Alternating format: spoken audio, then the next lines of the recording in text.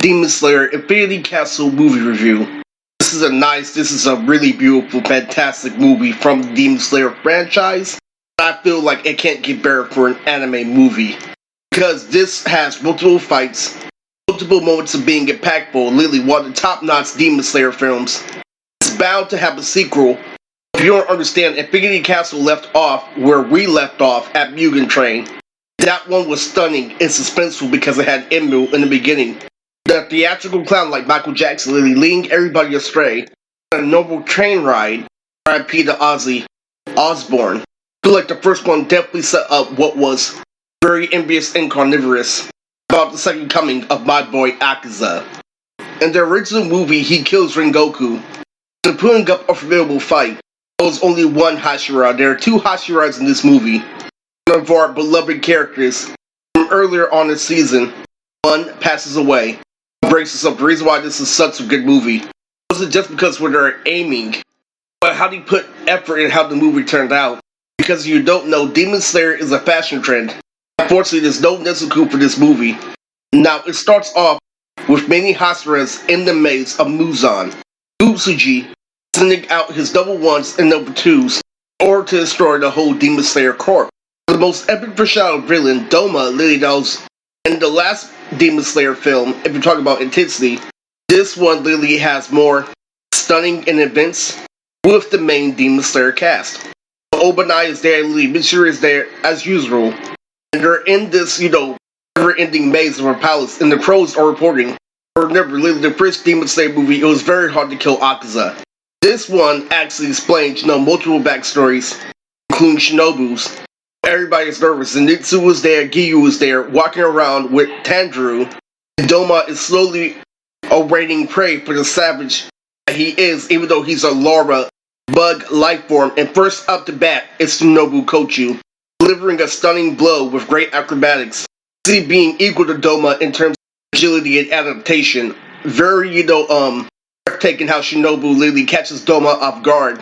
A pretty good fight for the movie, and a lot of people really agree that Shinobu won on the outside.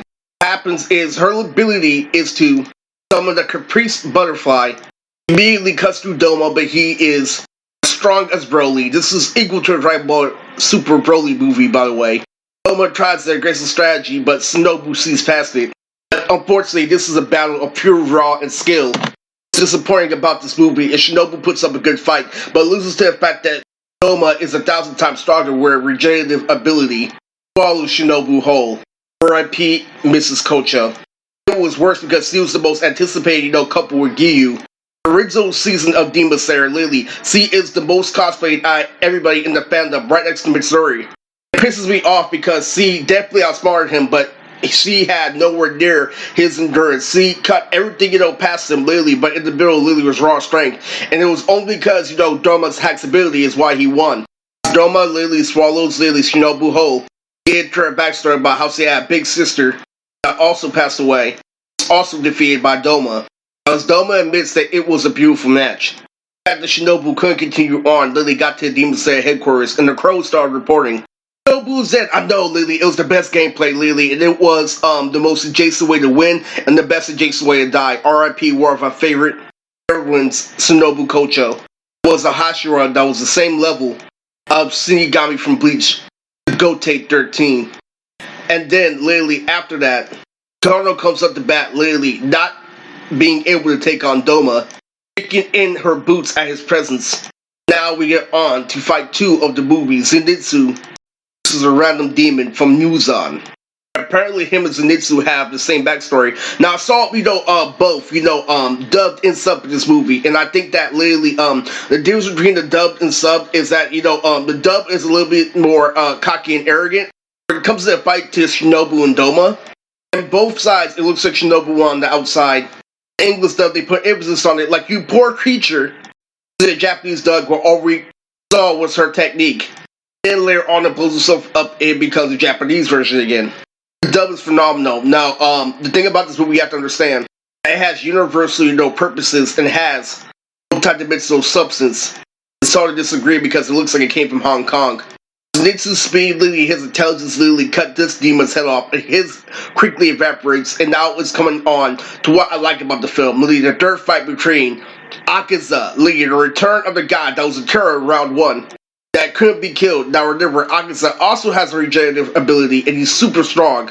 He's also agile in fighting. And Rengoku gave him a run for his money, so Akaza literally had to get back before sunrise.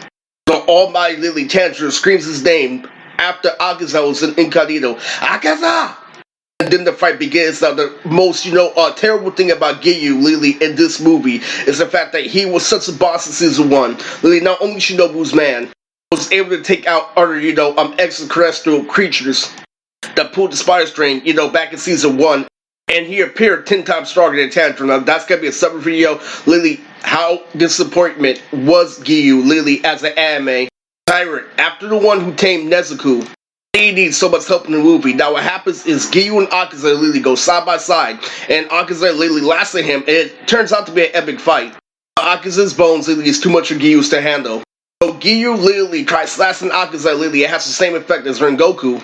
But Giyu has more endurance, and Tanjiro's flame breathing literally helps him in the battle. So it goes on literally after they cut Akaza's head off, where his arms, it keeps going back literally, and how Giyu keeps on getting in trouble. What happens exponentially literally is after he tames Tanjiro, when Tanjiro tries to sneak attack after Akaza literally effing Giyu up throughout the movie. Get to his backstory. This is a stunning movie because it has all 3 backstories.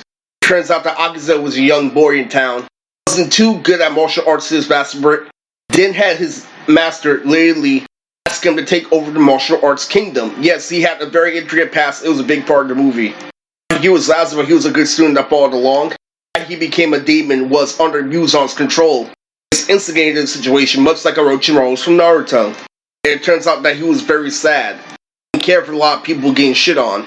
This savage anime, literally, Akaza's past is one of the best in all of anime films.